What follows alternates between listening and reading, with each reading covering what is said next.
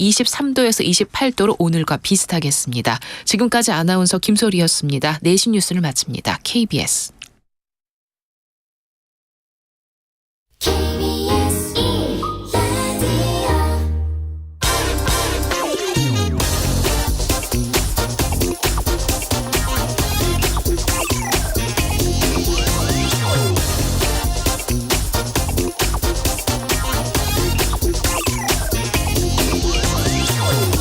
안녕하십니까. 홍사원의 경제쇼. 저는 경제와 정의를 다잡는 홍반장 KBS 기자 홍사원입니다. 미국의 신용 등급이 한 단계 하락했습니다. 이게 세계 금융시장에 어떤 후폭풍을 가져올지 예상이 쉽지 않습니다. 또 미국의 대중국 기술 추가 규제가 이달 중에 시행될 예정인 가운데 이번엔 또 미국의 산업과 기술을 총괄하는 이 상무장관이 중국을 방문할 예정입니다. 오늘 이렇게 다뤄야 할 중요한 내용들이 많아서 오늘 오프닝은 생략하겠습니다. 네, 이번 주 금요일까지 책 선물 이벤트 계속 진행합니다. 안유아 미 어바인대 교수의 새 책 더 플로우를 하루에 4분씩 추첨해서 보내드립니다. 변화하는 시대 흐름 속에 부의 기회가 어디 있는지 담은 책 더 플로우 받고 싶은 분은 짧은 문자 50원, 긴 문자 100원이 드는 샵 9730으로 이름과 연락처, 주소 보내주시면 됩니다. 자, 홍사원의 경제쇼 출발하겠습니다. 유튜브 오늘도 함께 갑시다.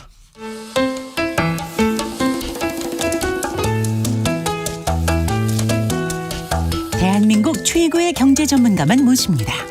어렵고 지루한 경제 프로그램은 거부합니다. 유익하고 재미있는 홍사원의 경제쇼. 네, 현재 전국적으로 폭염경보, 폭염주의보 발효되어 있습니다. 가장 더운 오후 5시까지는 논밭 공사장 등 야외 작업 자제해 주시고 외출 시에는 가볍고 헐렁한 옷 입고 또 모자나 양산 착용하시고 물도 자주 드셔야 한다고 합니다. 자, 경제쇼 시작하겠습니다. 김학균 신용증권 리서치센터장 나오셨습니다. 안녕하세요. 네, 안녕하셨습니까? 자, 먼저 미국 신용등급이 한 단계 하락했잖아요. 네. 일단 그 피치라는 미국 신용평가 회사가 내렸다는데 네. 이유가 뭡니까? 미국이 가장 안전한 나라인데. 네. 근데 미국의 정부 부채가 예. 돈 많이 늘어났고 예. 코로나 팬데믹 국면에서 이 부채가 늘어나는 건 어느 정도 좀 이해가 되는 면이 있는데 예. 바이든 행정부가 집권하면서 예. 재정 지출을 몇 달 전까지만 해도 굉장히 많이 늘렸기 때문에 예. 전체적으로는 과도한 재정 지출과 그 과정에서 정부 부채가 많이 늘어났다는 것에 대해서 좀 지적을 했고요. 예. 근데 이제 미국이 말씀하신 것처럼 전 세계에서 제일 안전한 나라로 평가받는데 예. 신용등급은 이제 국가 신용등급을 매기는 그 기관이 한 3개 정도 있습니다. S&P, 무디스, 피치. 예. 오늘 이제 신용등급을 내린 피치가 S&P와 무디스가 좀 권위가 가장 있고요. 예. 피치는 한 3위권 되는데 이미 2011년도에 예. S&P가 미국의 국가 신용등급을 AAA에서 AA 플러스로 지금 피치가 한 것과 똑같이 이제 내린 적이 있습니다. 오바마 대통령 때 그랬었죠. 예. 그래서 오늘 주가도 많이 떨어지고 또 원달러 환율도 많이 올라가고 그래서 예. 외견상으로는 2011년도에 S&P가 내렸을 때와 좀 금융시장의 반응은 오늘 미국 증시 봐야 되겠지만 좀 조금 비슷하긴 합니다. 다만 이제 그때와 지금의 차이가 있다 그러면 예.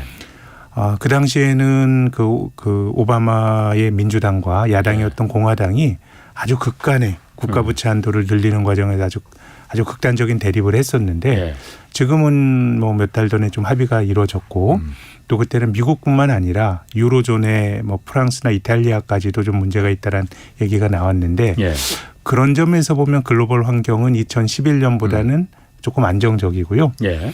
그리고 또 한 가지 점에서는 2011년만 하더라도 이거 정부 부채가 늘어나면 이걸 누가 이 정부 부채를 좀 사줄 거냐, 미국 국채를 사줄 거냐 이런 이슈가 있었는데 예. 이제 그 이후로는 중앙은행들이 국채를 많이 사줘 버렸죠. 그렇지. 그래서 이제 유로존이나 그 일본에 비하면 예. 미국의 중앙은행인 연방준비제도가 아직까지 국채를 많이 산 그런 네. 정도는 아닙니다. 이를테면 이제 GDP 대비 중앙은행의 자산은 얼마나 이제 돈을 풀었느냐, 특히 양적 완화를 하면서 국채를 얼마나 샀느냐, 예. 요걸 이제 보여주는 잣대인데 미국 연방준비제도의 GDP 대비 자산은 한 30% 정도 되고요.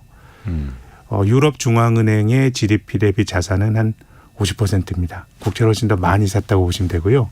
일본은 128%까지. 예. 일본이야 뭐 워낙 그렇고. 그러니까 어떻게 보면 이게 좀 바람직한 모습은 아닌데 2008년 금융위기 이후로 세계가 그런 점에서는 좀 일본화되는 것 같습니다. 민간이 활력을 잃으니까 정부가 빚을 내고 그 부채를 중앙은행이 사주는 형태로 오다가 이제 지금 이제 그것을 약간 되돌리는 양적 완화를 끝내고 양적 긴축을 하는데 뭐 상황이 나빠지게 되면 또 저는 중앙은행이 또 정부 부채를 인수해 주는 쪽으로 부담을 지는 쪽으로 가지 않을까 싶은 생각이 듭니다. 이미 뭐 그런 길로 왔으니까 이게 바람직하냐 바람직하지 않느냐라고 하는 뭐 가치 판단의 문제는 아니고요. 그럼 그 얘기는 긴축해서 부양으로 다시 돌아서겠다는 거잖아요. 그러면 제 생각엔 어떤 상황이 되면 전 세계가 저는 일본처럼 가고 있다는 생각을 갖고 있는데요. 아주 긴박한 시기가 되면 그렇게 무한적으로 유동성을 푸는 그렇죠. 근데 뭐 물가가 올라가든 말든 일본은 120%까지 갔고 이제 연준은 30%이니까. 근데 이제 2011년도 사람들이 이제 많이 긴장했던 거는 길게 보면 2010년대는 인플레가 안 생겼던 시기였습니다. 안 생겼던 시기였는데 2011년은 좀 물가가 올라가면서 2010년대가 그렇게 물가가 안 오르는 디플레 비슷한 세상이 될 줄은 그때 몰랐고 그렇죠. 그래서 이제 돈 푸는 거에 대한 걱정이 있었는데 지금 이제 사회자 말씀하신 것처럼 지금도 이제 인플레이션에 대한 좀 걱정이 있으니까 이제 그런 점들은 금융시장이 조금 민감하게 반응할 수 있는 그런 환경인 건 맞는 것 같습니다. 2011년도 그 오바마 대통령 때 그때도 이제 그 미국 신용 등급이 한 단계 하락했을 때도 보면은 그때하고 지금이 그 이후에 유일한 거잖아요. 네, 그렇습니다. 근데 그때하고 차이점을 말씀하셨긴 했지만은 그때도 그러니까 물론 2011년도에도 미국 주식장 폭락했습니다. 우리나라도 마찬가지였었고. 그렇습니다. 네. 근데 그때하고 다른 점이 제가 봤을 때 가장 큰 차이점은 그때도 미국의 그 부채한도 협상 그게 막 이틀 전에야 막 타결되고 막 그랬었잖아요. 그랬었죠. 그때 미국의 신용 등급을 하락한 거는 부채한도 협상이 타결되기 전이었거든요. 직전에 막 이게 안 될 줄도 모른다, 막 미국 국가 부도 난다, 공무원들 월급도 못 준다, 막 이런 우려가 있으니까는 그때 이제 미국 신용 등급이 떨어졌는데 지금은 이미 부채한도 협상이 다 끝났잖아요. 종결됐잖아요. 끝났죠. 네. 끝나고 나서 지금 이제 다 오케이 박수 치고 이제 헤어져고 이제 했는데 왜 지금은 그 위험이 사라졌는데 왜 떨어뜨렸냐 이거죠. 아마도 2011년도에 미국의 GDP 대비 국가 부채는 100%가 안 됐고요. 한 80%대였을 거고 지금 이제 100%가 넘어갔기 때문에 그런 어떤 2011년은 정치권의 어떤 정쟁에 대한 어떻게 보면 이제 신용평가기관의 경고의 의미도 좀 있었다고 보는데요. 이제 지금은 아무튼 드러난 부채 그 자체에 대한 평가. 지금 일본이 너무 많다. 그렇죠. 그것 때문에 일본의 국가 신용 등급이 심각한 뭐 부채가 늘면서 일본이 뭐 재정 위기나 이런 걸 겪지는 않지 않았습니까? 그런데 일본의 국가 신용 등급은 그동안 계속해서 낮춰지면서 뭐 우리나라보다 국가 신용 등급이 일본이 더 낮습니다. 그거는 이제 부채가 많이 늘어났기 많으니까. 때문에 그래서 뭐 순수하게 제 생각에는 어쨌든 부채 늘어난 부분에 대한 신평사의 평가이고요. 또 바이든 행정부가 좀 지출을 좀 늘렸던 특히 작년 같은 경우는 미국 경기가 좋았거든요. 미국 경기가 뭐 연착륙이니 경착륙이니 뭐 이런 게 착륙이 없을 거다는 얘기가 있을 정도로 미국 경기가 좋았는데 바이든 행정부에서 재정 지출을 많이 늘렸기 때문에 어쨌든 뭐 장기간 부채가 늘어난 거 굳이 뭐 신평사가 약간의 경고를 했다 그러면 바이든 행정부의 재정 지출에 대한 경고의 의미는 좀 들어가 있다고 봅니다.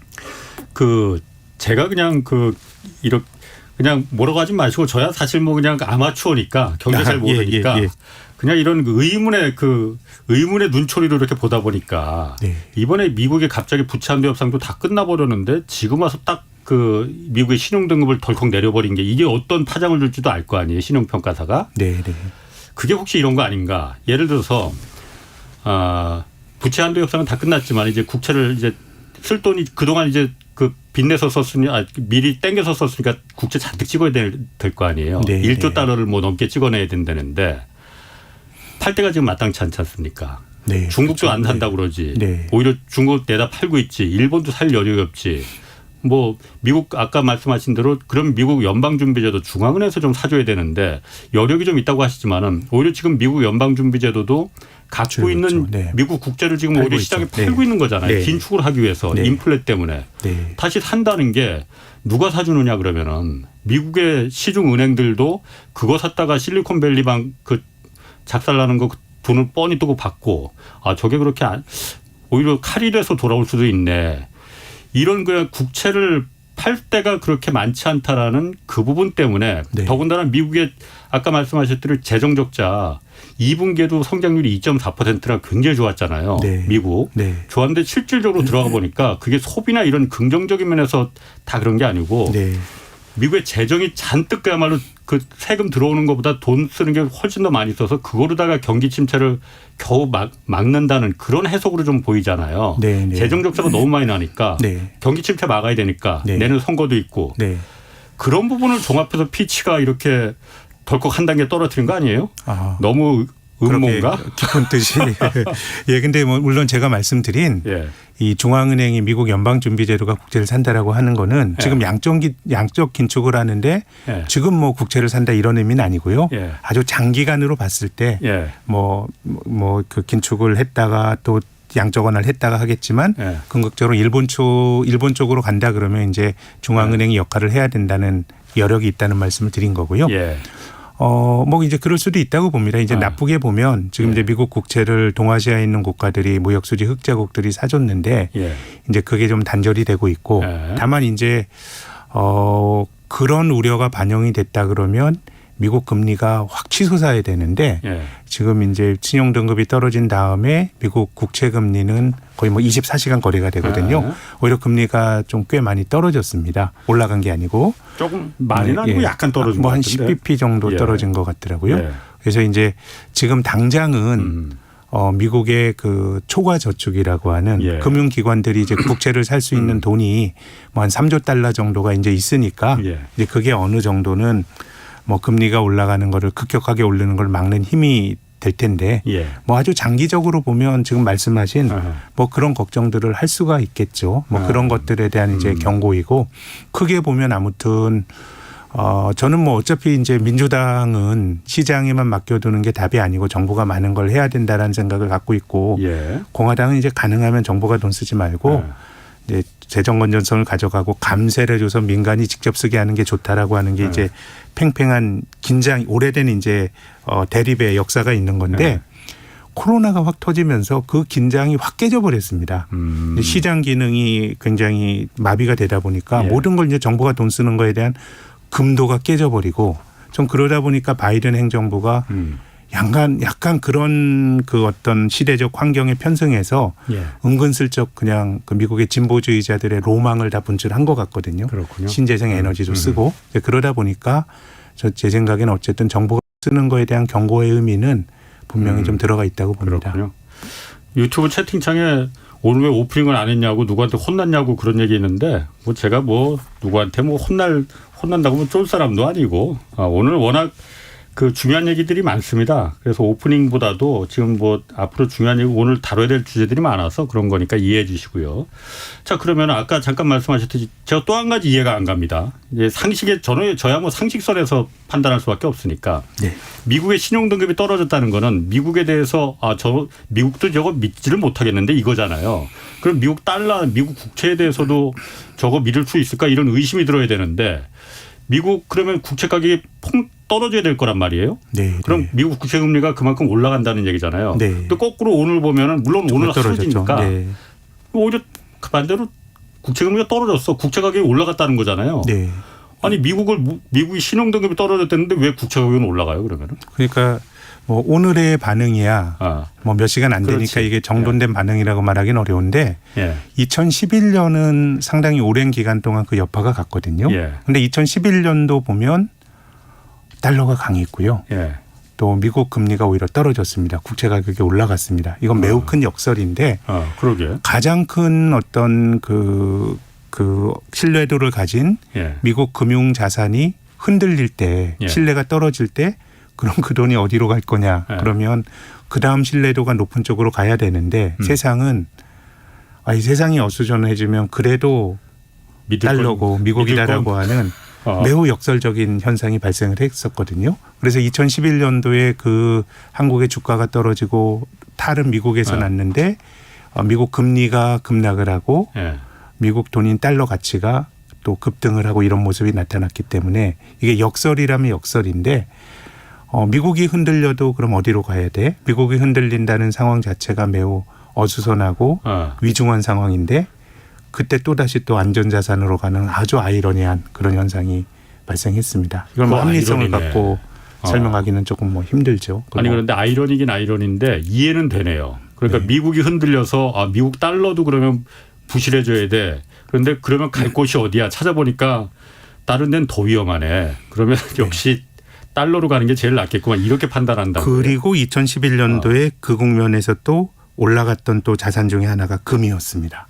그건 대표적인 안전자산이니까 그렇겠네요. 어떻게 보면 이제 좀 달러와 비슷하게 예. 달러와 같은 권위로 볼 수 있을지 모르겠지만 전통적으로 사람들이 예. 좀 받아들였던 어떤 대표적인 자산이었거든요. 예. 금이 올라갔고요. 오늘도 보니까 거의 금이 한 0.3% 정도 올랐네요. 그러니까 전체적인 모습은 2011년과 조금 비슷한 모습이 전개가 되고 있습니다. 그럼 2011년도에 미국의 신용등급이 떨어졌을 때 그 시장금리 그러니까 국채금리들은 네. 계속해서 그러면은 좀 내려갔습니까? 아니면 처음부터 내려가다가 이렇게 올라가거나 그런 건 오히려 아니에요? 초기 하루 이틀 동안에 올라가고요. 그 후로 꽤 긴 시간 동안 금리가 떨어지면서 예, 미국에서 탈이 났지만 안전자산으로서의 달러가 다시 한번 사람들에게 네. 좀 각인되는 굉장히 우스꽝스러운 일이 발생했었죠. 예. 이번에도 그럼 그렇게 될까요? 사실 그런데 지금하고 그때하고 비교하기는 조금 좀 다를 수 있는 게 네. 그때만 해도 미국의 10년물 국채금리가 2%도 안 됐거든요. 그랬죠. 지금은 네. 4%지 않습니까? 네, 지금 4%입니다. 네. 지금 이렇게 높은데 그래도 그때하고 같이 비교를 할 수 있을까? 그런 생각도 좀 들어요. 뭐 다르게 생각하면 이제 금리가 떨어질 수 있는 여력이 더 여유는 많다? 더 이제 많으니까요. 이제 그럴 수도 근데 제 있겠구나. 생각에는 오히려 예. 그때보다는 세상이 훨씬 좀 그렇게 사람들이 위중하게 받아들일 것 같지는 않거든요. 그러니까 지금 피치가 낮춘 거는 뭐 생각해 보면 이미 11년 전에 예. S&P가 낮춘 거를 따라서 한 거고요. 예. 그때는 달러라고 하는 신용등급이 낮춰질 거다라고 하는 거에 대한 사람들이 사실 상상도 잘 못했던 일인데 예. 그런 일이 덜컥 벌어졌는데 지금은 이미 그 11년 전에 벌어졌던 일을 한 신용평가기관이 3위쯤 되는 회사가 사후적으로 추인을 하는 거기 때문에 제 생각에는 그 정도처럼 혼란스러울 것 같지는 않고요. 그러면은 달러 강세라든가 아니면 금리 하락이 그때처럼 또 아주 심하게 나타나지는 않지 않겠는가라는 생각입니다. 그럼 채권 시장 그렇다 치고 주식 시장 같은 경우 우리나라는 오늘 굉장히 안 좋았는데 네. 미국도 이제 밤사이에 좀 봐야겠지만 네. 주식 시장은 어떨 것 같습니까? 오히려 뭐 일본이 오늘을 한국보다 더 떨어졌거든요. 그래요? 니케이 지수가 2% 정도 조정받았으니까 한국보다 더 떨어졌으니까 이거는 뭐 글로벌한 현상이라고 봐야 될 것 같고요. 2011년도도 그랬었고. 예, 다만 이제 이 주식이 어떤 주가라든가 자산 가격에 영향을 주는 거는 5만 가지 것들이 다 영향을 주거든요. 그래서 그 인과관계가 어떤 게 진정한 예를 들면 오늘 2차 전지 관련주도 많이 떨어졌는데 예. 그럼 그 원인은 그동안 주가가 많이 오른 거일 수도 있거든요. 뭐 일본 주식의 경우는 최근에 또 많이 올랐기 때문에 예. 제 생각에는 그때는 뭐 미국이나 한국 주식이 지금도 기억나는 게 주가 지수가 한 2,000포인트 때 전후였는데 하루에 100포인트씩 떨어지고 그랬거든요. 예. 그래서 그렇게 떨어질 것 같지는 않은데 어쨌든 주가가 그동안 뭐 많이 올랐기 때문에 많이 오른 것들은 뭐 이게 조정의 핑계거리가 될 여지는 있다고 봅니다. 2차 전지 얘기하셨으니까 요즘 뭐 제일 핫한 뉴스가 2차 전지입니다. 뭐 요즘 주식 투자하는 분들은 뭐 다들 그냥 모든 관심이 다 2차 전지에 쏠려 있는 것 같은데 이게 사실 제가 이렇게 보면은 좀 위험하다 싶게 보일 정도로 폭락과 폭등이 막 반복되잖아요. 네. 롤러코스터도 이런 롤러코스터가 없는데 이거는 어떻게 좀 해석을 해야 돼요? 이게 뭐 투전판도 아니고 코인도 아니고. 이게 투자라고 하는 게 뭐 투기의 속성이 다 있거든요. 예. 어떤 종류의 투자 어떻게 포장이 되든지 간에. 예. 근데 지금은 이것이 뭐 꼭 버블이다 아니다 이건 말 수는 없죠. 버블인지 아닌지는 지나가 봐야 알 수가 있고 특히 지금 올라가고 있는 2차 전지 소재주들의 경우는 막 이익이 2배씩 느니까 예. 내년에도 한 그 정도 늘 거다라고 추정을 하니까 예. 뭐 그럼에도 불구하고 내년에 이익이 2배 늘어도 지금 주가가 설명되기에는 너무 비싸죠. 내년에 2배 늘고 그 다음에도 많이 늘고 한 그 다음에도 또 많이 늘어야 설명이 되는 주가니까 예. 기대감이 많이 좀 이제 선반영돼 있는 측면은 있는데 근데 몇 해 전에 바이오 주식들이 올라갈 때는 실은 바이오 주식은 지금보다 훨씬 더 기대감의 영역에 가까웠거든요. 이익이 몇 배 느는 게 아니라 매출도 발생하지 않는데 이제 주가가 그렇게 올라가니까 지금 시세가 정당하다 정당하지 않다 이런 말씀 드리는 건 아니고요. 예. 이제 주식시장에서 그런 일들이 예. 나타날 수 있다는 말씀을 드리는 겁니다. 그리고 또 지금 2차 전지주가 굉장히 뜨겁지만 예. 제가 말씀드린 것처럼 한 3년 전엔 바이오가 그랬고요. 또 한 7년 전엔 화장품이 그랬고요. 그리고 한 10여 년 전에는 중국이 끝없이 성장할 거라는 기대로 차화정, 뭐 자동차, 화학, 정유 이런 게 그랬고 예. 한 20년쯤 전에는 닷컴 기업들이 그랬기 때문에 이 중에서 옥석이 가려지는 일들이 늘 벌어졌지만 주식시장이라고 하는 게 정말 우리가 2차 전지 관련주가 야 이렇게 시세가 오를 수 있어라는 생각을 하시지만 한 3, 4년에 한 번씩 이런 일은 비슷하게 저는 반복됐다라고 생각합니다. 제가 주식을 뭐 안 해봐서 솔직히 경제쇼 하면서 좀 주식을 그래서 좀 해봐야 된다고 그래서 그때부터 좀 이제 해봤는데 네. 그럼 그 전에 과거에 바이오도 그렇고 화장품도 그렇고 뭐 이런 차화정 이런 것도 네. 지금 2차 전지 이렇게 막 등락폭이 막 하루에 20% 30%씩 막 오르내리 하잖아요. 네. 시가총액 막 몇십 조씩 왔다 갔다 하잖아요. 네, 네. 이 정도였습니까 그때도? 차화정은 안 그랬던 것 같고 예. 바이오는 뭐 지금 정도의 주가의 변동폭을 봤던 것 같고요. 그렇군요. 또 닷컴 버블 때 소위 닷컴 주식들도 예. 인터넷 주식들도 뭐 지금과 같은 예. 모습들을 그랬군요. 어느 정도는 우리가 경험을 했죠. 또 한 가지 제가 좀 그 의아하게 생각하는 게 의아하다기보다는 좀 의심이 자꾸 의심만 늘어왔고 이거 큰일 났네. 이게 어쨌든 2차 전지잖아요. 네. 2차 전지를 만드는 기업들이 있잖아요. 제조회사들 대기업들. LG 에너지 솔루션 뭐 SDI, 네. SK는 아직 뭐 상장은 거기는 안 된 것 같고. 이런데 기업들 주가는 지금 뭐 오르내림이 그렇게 크지 않잖아요. 네, 네. 지금 이렇게 막 롤러코스터를 타는 거는 소재 기업들이잖아요. 그 부품을 그렇습니다. 납품하는. 그렇습니다. 이게 말이 됩니까? 이게 뭐 말이 안 되지는 않는 게 예. 꼭 뭐 그 최종 제조업체가 부가가치를 많이 갖는 건 아니고요. 예. 예컨대 뭐 아이폰의 경우도 이게 적절한 비유가 될지 모르겠지만 예. 팍스콘이라는 데서 최종적으로 제조를 만들죠. 하고 예. 또 뭐 우리나라는 예. 뭐 칩도 팔고 또 디스플레이도 팔곤 하는데 예. 이제 가장 마진을 많이 가져가는 거는 어떻게 보면 마케팅과 기획회사라고 할 수 있는 애플이 가져가는데 예. 저희 2차 전지 밸류체인도 뭐 그런 속성이 조금 있는 것 같습니다. 완성품을 만들어 파는 것보다 예. 중간에 소재를 만들어 가는 쪽에 적어도 그걸 누가 채고 들어오지 않으면 한 3, 4년 놓고 봤을 때는 이익의 어떤 증가에 대한 기대치나 이런 것들이 소재 쪽이 훨씬 더 좀 강하다라는 게 지금 2차 전지 소재주를 사는 사람들의 주장이고 예. 또 어느 정도는 그런 것들이 좀 뭐 그렇게 볼 수 있는 측면도 존재하는 것 같고요. 다만 이제 제가 말씀드리고 싶은 거는 이제 그것과는 상관없이 예. 소재가 그 밸류 체인에서 상대적으로 낮다고 하더라도 예.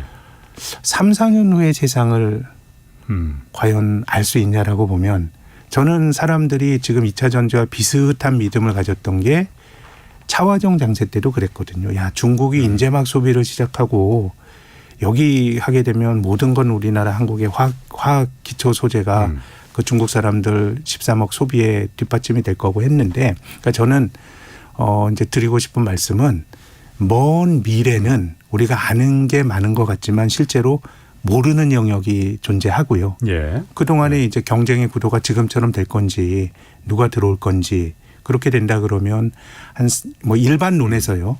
한 3, 4년 정도의 이익을 미리 당겨와도 주가가 그래도 비싸다라는 생각을 하게 된다 그러면 제 생각에는 조금은 기대가 많이 반영이 된 측면이 있는 것 같고요. 그래서 예. 주가의 변동성이 클 수밖에 없습니다. 왜냐하면 아마 3년 후에 세상이 어떻게 될지를 아는 사람은 없고요. 그러면 이제 3, 4년 후에 기대를 반영이 돼서 형성이 되는 주가는 이거는 약간은 믿음의 영역이거든요. 믿음의 영역. 예, 그걸 내가 믿어버리면 지금 주가가 정당화되는 거고 설사 3, 4년 후에 그런 일이 현실이 된다고 하더라도 그게 지금 검증이 될 수 없잖아요. 가봐야 아는 그렇지. 거니까. 그러니까 이런 류의 시세는 진폭이 굉장히 클 수밖에 없고요. 그러니까 우리가 이제 그런 것들을 최근 한 2, 3주 동안 이제 경험을 했다고 생각을 합니다. 그러면은 네. 그 지금 소재 기업들이잖아요, 다. 네. 소재 기업들이 뭐 양극재나 이런 게 굉장히 중요한 포션을 차지하고 있고 2차 전지에서 그러니까는 그 주가가 제조업체들보다도 오히려 더 그러니까 예를 들면 애플보다 팍스콘이 아니면 조그만 부품업체가 더 올라가 그 각광받고 주가가 더 튀어오를 수 높아진다는 그런 이제 논리잖아요. 그러면은 네, 팍스콘보다는 애플이나 다른 게 아니 그러니까 이거는 거꾸로잖아요. 애플이 애플이 지금 많이 오르는데 팍스콘은 조금 오르는 거잖아요. 원래 그렇죠. 근데 이건 거꾸로 네. 팍스콘에 해당하는 에코프로나 이런 데가 잔뜩 오르고 LG 에너지 솔루션이나 다른 데는 주가가 오르지 않고 이런 거잖아요. 그러니까 반대지. 약간은 조금 매칭은 확실히 되는 것 같지는 않은데 어쨌든 그건 중요한 게 아니고 제가 궁금한 거는 2차 전지 그 소재 업체들이 지금 어떤 성장 가능성 그리고 이게 정말 그 이 주가에 반영될 만큼 중국 업체들하고 중국 업체들도 소재 업체들 부품 업체들이 많이 있잖아요. 2차 업체들. 거기하고 비교해 봤을 때 기술적인 우위 어떤 시장에서 경쟁 우리가 우위 이런 부분이 실제로 있는 건지 그래서 이렇게 주가가 그 제조업체들을 납품받는 원청인 그야말로 값을 제치고 이렇게 크게 오를 수가 있는 건지 그게 뒷받침이 되는 거냐 이거죠. 그러니까 실제 가치가. 뭐 지금 그 소재 중에서 제일 뭐 좀 이제 많이 거론이 되는 이 회사를 보면요. 그 단기 순이익 같은 걸 보면은 작년도에 영업이익이 한 6천억 정도네요. 6천억이라 그러면 이거는 굉장히 이제 6천억 버는 회사가 별로 없습니다. 그러니까 단지 뭐 기대감으로 형성되고 있다라고 하기에는 이제 이익을 많이 버는데 영업이익 6천 올해는 한 1조 정도가 되고요. 이건 이제 상반기까지만 이건 확률이 굉장히 높은 거고 내년에는 한 1조 한 3천억 후년에는 한 2조 정도가 되는 건데 성장 가능성이 더 갈수록 높아지더라 이거죠. 뭐 이런 건데 이제 제가 말씀드린 것처럼 그러면 이제 전기차를 만들어 파는 테슬라를 보자라는 거예요. 그럼 그 테슬라 주가는 왜 400불 갔다가 이게 왜 260불이에요. 그거는 이제 테슬라가 압도적으로 굉장히 선구자인 건 맞는데 그렇게 좋은 시장이라 그러면 테슬라만 하냐는 거예요. 내연기 사실은 전기차라고 하는 게 뭐 그 애플도 하고 구글도 하려 그러고 한 거는 결국 그게 뭐 데이터가 가진 중요성가 높은 것이고 많이 팔아놨기 때문에 테슬라가 이점이 있는 것도 맞지만 그럼 내연기관 자동차들은 가만히 있냐라는 거예요. 그래서 저는 이제 테슬라가 못한다는 말씀 드리는 거는 그런 말씀을 저는 잘 몰라요. 그런 말씀 드리는 건 아닌데 이 경쟁의 구도라는 게 고정된 형태로 있는 게 아니라는 거예요. 일종의 다이내믹스가 있는 거기 때문에 먼 미래의 이익을 당겨온 그 주식의 경우는 굉장히 이제 진폭이 클 수가 있기 때문에 그런 점들은 투자자들이 감내를 좀 할 필요가 있는 거고 그리고 이제 정말 중요한 거는 크게 보면 한 산업이 성장한다. 이런 거는 그 판단을 사람들이 2차 전지 산업 성장할 거야. 반도체보다 커질 거야.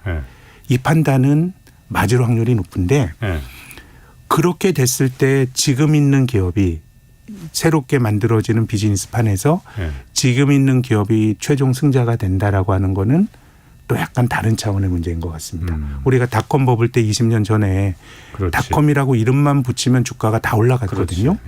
그러면 이제 그 당시에 닷컴 버블 때 닷컴 주식을 비쌈에도 불구하고 샀던 사람들은 아마 그 진행자님 연배만 되시더라도 손편지 많이 쓰셨을걸요. 알록달록한 편지지에. 근데 이제 닷컴 주식 샀던 그때 사람들 이제 우리가 손편지 안 쓰고 이메일로 보내고 쇼핑도 컴퓨터에서 하고 또 음악도 컴퓨터에 듣고 그 꿈을 꾸었거든요. 그 꿈을 꿨는데 그 판단은 맞았죠. 맞았습니다.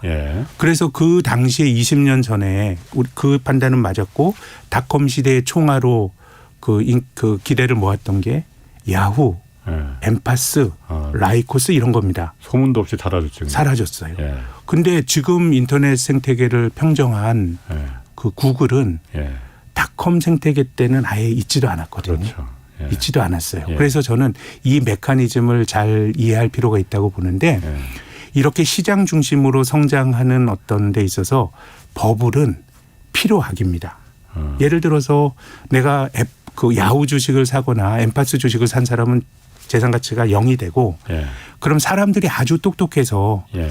에이, 야후랑 엠파스는 안 되고 구글이 될 거야. 그래서 예. 구글의 돈이 경제적 자원이 들어가면 좋지만 예. 이건 알 수가 없거든요. 그래서 한 산업이 붐업이 되면서 그 산업 전체적으로 돈이 왕창 들어가고 그중에서 망할 거 망하고 살아남은 거 살아남은 게 생태계를 바꾸는 거거든요. 그렇죠. 그런 거라 그러면 제 생각엔 지금 2차 전지 관련 주식은 아무런 기반이 없는 설비 투자가 많이 들어가고 하는 거니까 인터넷 주식보다는 지금 기대주가 앞으로도 기대주가 될 확률이 인터넷보다는 높긴 한데 그것도 그래도 장담 못한다 이거죠. 아니, 그럼요. 그럼. 그리고 굉장히 잘 될 거를 반영해서 지금 주가가 형성이 됐다 그러면 맞아요.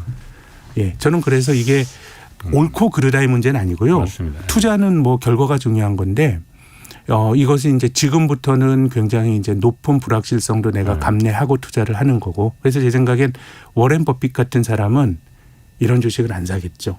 안 살 겁니다. 근데 이 워렌 버핏은 이게 잘못됐어가 아니라 이건 내가 모르는 거고 미래는 모르는 거지만 잘 될 시나리오들이 이미 충분히 많이 반영이 돼서 주가가 형성돼 있으니까 이건 내가 투자할 영역이 아마 맞아요. 아니라고 말할 테니까요. 투자자분들도 이제 그런 범주에서 좀 2차 전지주 주식들을 좀 보셨으면 좋겠습니다. 맞습니다. 뭐 닷컴 버블 얘기하시니까 그때 당시에 제가 정보통신부를 출입했었거든요. 그때 막 닷컴 막 여기저기 막 그 생길 때 그때 기자들 중에서도 이제 그 IT 회사로 닷컴 회사로 막 이직하는 친구들 많거든요. 뭐 네. 스톡옵션을 뭐 몇십억씩 받았다 뭐 그래갖고서는 아니 내가 뭐가 빠진다고 나한테는 왜 전화 한 통도 없지. 참 그래서 내가 서운했었는데 지금 와서 생각해 보면 그 이후에 그 회사들 소리 소문도 없이 스톡옵션 행사도 못하고 그냥 사라지는 회사 굉장히 많거든요. 거의 다 그랬지 뭐. 네. 다 회사 그랬죠. 그래서 뭐 기자 계속 하길 잘했다 그 생각은 드는데 어쨌든 지금도 그런 상황이 될 수도 있다라는 부분. 네. 2차 전지에 공매도 엄청 들어갔죠. 왜냐하면 네. 지난달에 공매도 규모가 사상 23조 원이나 돼서 사상 최대 규모로 들어갔대거든요. 이거 다 2차 전지에 굉장히 많이 들어갔을 것 같은데. 아마도 그랬을 것 같습니다. 그랬죠. 예. 그럼 공매도 들어간 주로 기관이나 외국인들일 거잖아요. 네.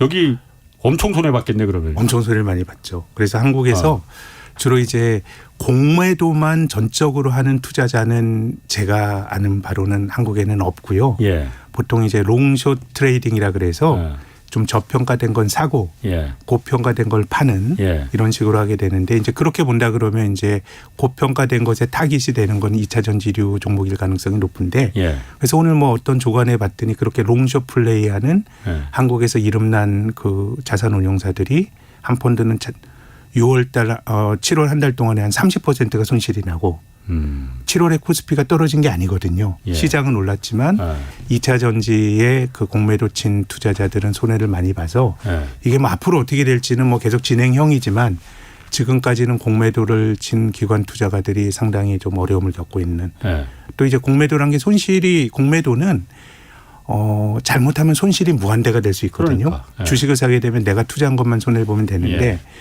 게임스탑이라고 하는 이제 미국의 밈 주식이죠.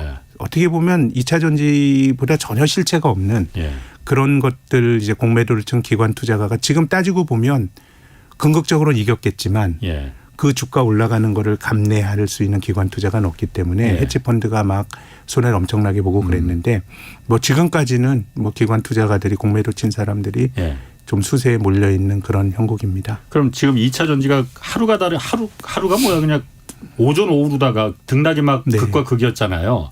이것도 그럼 공매도가 많이 들어가서 그렇게 되는 겁니까? 저는 그게 아니더라도 뭐 주식이 이렇게 오른다 그러면 공매도가 없더라도 주식을 사고 파는 사람들 간에 아주 극단적인 이해관계 충돌이 이거 안 사면은 내가 기회를 놓친다라고 하는 조급함이 있을 테고요.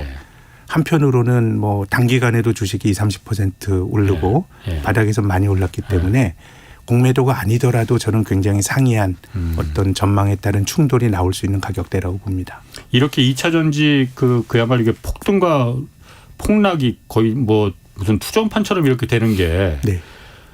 우리나라 그냥 그 금융시장, 주식시장, 자본시장에 긍정적인 겁니까? 부정적인 겁니까? 나 그렇게 좋게 보이진 않는데 솔직히. 그럼요. 예, 뭐 이것 자체가 좀 이제 그런데 예. 뭐 이것 또한 시장이라고 봅니다.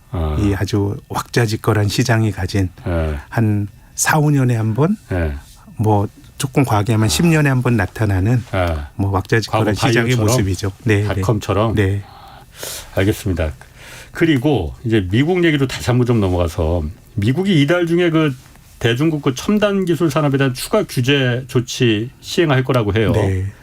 어떤 규제가 그럼 그 시행되는 겁니까? 지금 반도체는 조금 좀 걱정이 되는 게 예. 일단 반도체와 AI가 예. 미국의 전략 산업이라고 생각하는 것 같아요. 예. 그래서 거기에 대한 신규 투자를 금지하는 것도 얘기가 되고 있고 예. 그리고 반도체에 대해서는 오늘 나온 외신을 보면 신규 판매도 좀 제한하는. 판매? 미국에서? 미국 중국한테? 예. 예. 예. 지금 이제 미국에 있는 일부 반도체 회사들이 예. 이제 중국이 세계에서 제일 큰 반도체 시장이니까 예. 우리 비즈니스 기회를 막지 말아라 뭐 이런 얘기를 했는데 예. 이제 지금 이제 중국에서도 최첨단 반도체의 경우는 중국이 이제 만들지 말라는 게 미국의 뜻이거든요. 예. 근데 조금 사양이 낮은 범용 반도체 이걸 뭐 레거시 반도체 이렇게 표현을 하는데요. 이건 중국도 만들 수가 있는데 예. 중국이 그 반도체 생태계를 지금 뭐 약간 교란을 하고 있는 것 같아요. 근데 중국이 자기가 직접 만드는 것도 있지만 미국으로부터 사와 가지고 중개 무역을 하는 경우도 있는데요. 예. 뭐 거기까지도 제재를 하는 쪽이기 때문에 지금 전체적으로 보면 이제 중국과 완전히 떨어져서 가기보다는 가능하면은 뭐 중국과 할 수 있는 건 하는데 저가의 뭐 공산품이나 이런 거는 미국이 만드는 게 굉장히 뭐 힘들고 못 만드는 게 아니라 이제 비용이 많이 들고 그러다 보니까 이 전략 산업에 대해서 규제를 한다라는 건데 이게 반도체와 AI가 그 타깃이 좀 되고 있는 것 같습니다. 그러니까 그 전략 산업 미국의 안보에 위협이 될 수 있는 인공지능이나 군수용으로 전환될 수 있는 반도체에 대해서 규제를 가한다는 거였잖아요. 원래 네, 취지가. 네. 근데 지금은 말씀하신 거는 일반 저가용 그 범용 반도체도 그럼 판매를 금지시킨다는 거예요? 지금은 오늘 제가 들어오기 전에 블룸버그 뉴스를 보니까 예. 예, 그런 내용들이 좀 있는 것 같아요. 그거는 명분이 없는 거 아니에요? 그러면 미국으로서는 그게 전략적인 그것도 아니고 여태까지 늘 써왔던 건데 예를 들어서 자동차용 반도체나 이런 게 어떤 전략 물품도 아니고 미국의 안보에 위협이 되거나 그런 거. 그건 제 생각엔 좀 있을 것 같은데. 상대방을 때리는 그러니까 지금 이제 말씀하신 것처럼 반도체가 전략 산업이다라고 하는 게 있는데 예. 80년대 이제 미국이 일본을 겁박해서 미일 반도체 협정을 맺은 게 예. 굉장히 불평등 조약이거든요. 그렇죠. 예. 근데 그 당시에 미국이 했던 것도 이 반도체가 예. 이게 무기에 들어가고 하는 전략 물자라 그래서 예. 사실은 뭐 이제 일본과의 관계가 굉장히 적대적이지 않았잖아요. 일본말, 미국말 잘 듣고 하는 그런 예. 우방국이었지만 예. 그래서 제 생각에 그런 것들은 약간의 수사고요. 예. 수사고 이제 미국이 싫어하는 거에 대해서는 이제 뭐 어떤 걸 붙어서 하는 건데 근데 제가 조금 이제 흥미롭게 보는 거는 이제 기업들 입장에서도 비즈니스의 기회가 봉쇄가 되니까 마음에 안 들거든요. 그러니까 어쨌든 미국의 기업 반도체 기업들. 뭐 인텔이나 뭐 이런 퀄컴. 것들이 퀄컴 같은 게 지난번에 한번 모여서 한번 의견을 낸 거죠. 추가 규제 하지 말라고까지 의견을 냈잖아요. 근데 똑같은 일이 30여 년 전에도 있었습니다. 그때는 어떤 맥락이냐면 1989년도에 그 천안문에서의 그 대학살이 있었고 예. 그래서 미국과 중국이 이제 79년도에 수교한 이후에 그때 이제 미국이 그 중국에게 최애국 대우라고 하는 걸 해줬습니다. 뭐 예. 그래야 이제 미국에 물건 팔 수 있는 건데 예. 그래서 89년도에 그 천안문 사태가 있은 이후에 예. 그 당시 야당이었던 민주당 같은 경우는 이걸 인권과 결부해서 최애국 대우를 경신하는데 예. 중국이 인권의 문제가 있게 되면 최애국 대우를 주지 말자라고 야당인 민주당이 주장을 했었습니다. 그런데 그때 이제 천안문 사태가 있었을 때는 공화당이 아버지 부시 대통령이었고 이제 그걸 거부를 하다가 93년도부터 이제 클린턴이 민주당이 이제 집권을 하면서 민주당이 인권 문제를 결부해서 최애국 대우를 연장하지 말라고 주장을 했는데 그게 정말 큰 화두였는데요.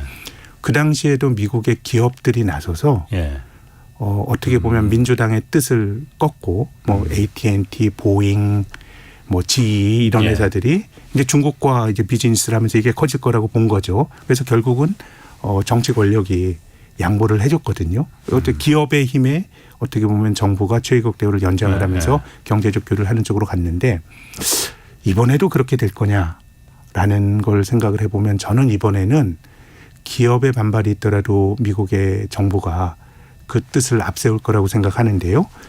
90년대와 비교해 보면 이제 클린턴이 선거에서 이겼던 92년인데 그때는 사실 이제 냉전 체제가 해체되는 시기였습니다. 소련이 그 전에 이제 소비에트가 해체가 됐고요.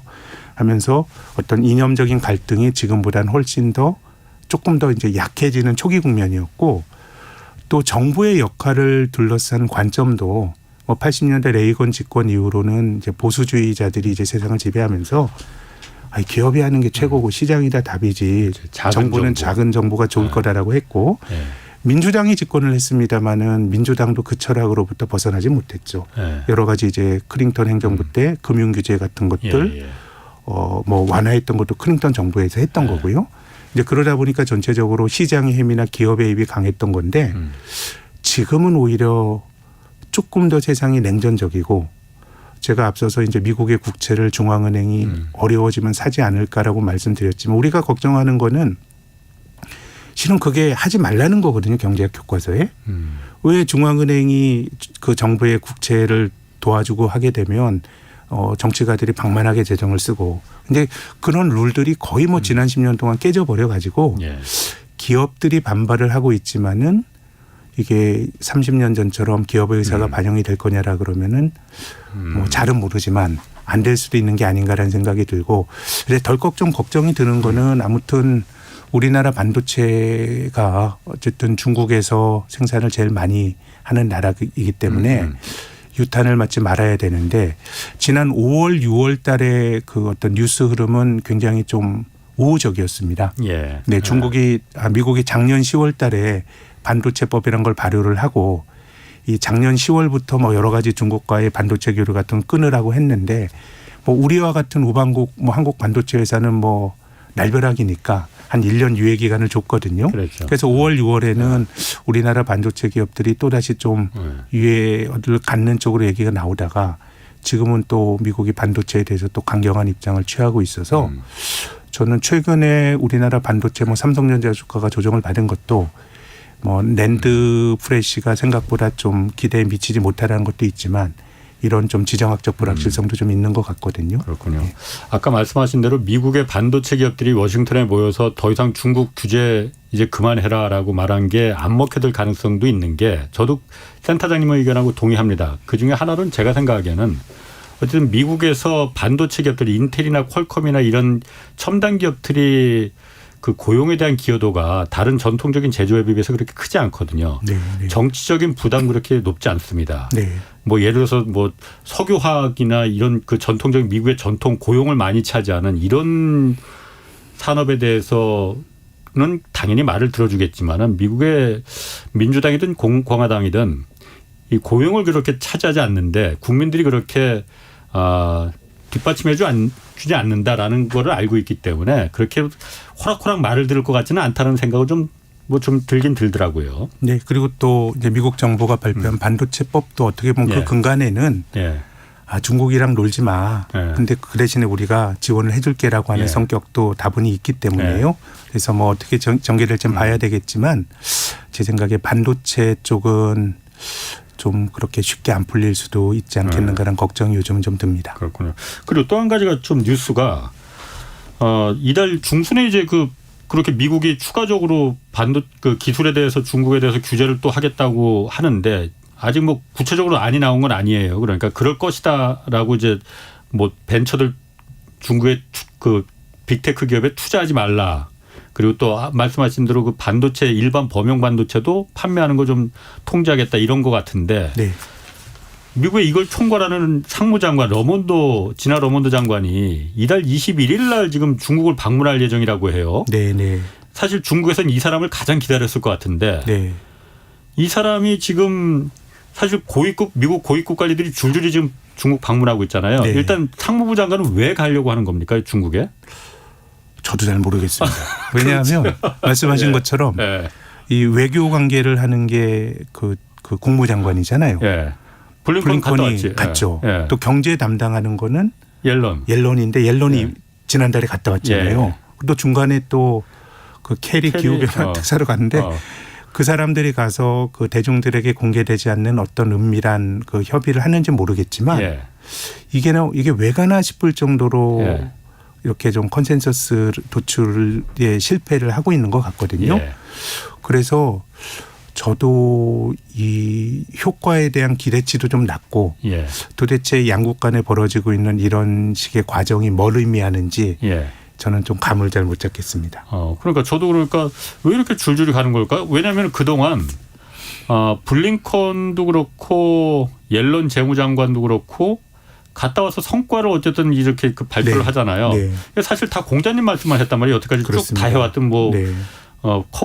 디커플링이 아니고 디리스킹이다 뭐 그 얘기 벌써 나온 지가 언젠데 네. 뭐 늘 뻔한 얘기만 계속 나오고 네. 또 중국을 들어갔던 목적도 지금 분명하지가 않아요. 그렇습니다. 왜 들어갔는지도 나오지가 네. 않아. 들어갔다 나오고 나서도 왜 우리가 중국을 가서 놀러 간 건 아니잖아요. 거기 네. 관광하러 간 건 아니잖아요. 그러니까 네. 왜 중국 가서 내가 뭘 했다. 뭐 시진핑 만나서 아니면 중국의 고위 관료들 만나서 이런 걸 좀 뭐 합의했다든지 네. 뭐 더 싸우기로 했다든지 아니면 앞으로는 친하게 지내기로 했다든지 이런 게 일절 없잖아요. 그래서 뭐 미국의 주류 언론들 이런 쪽 궁금해서 보면은 네.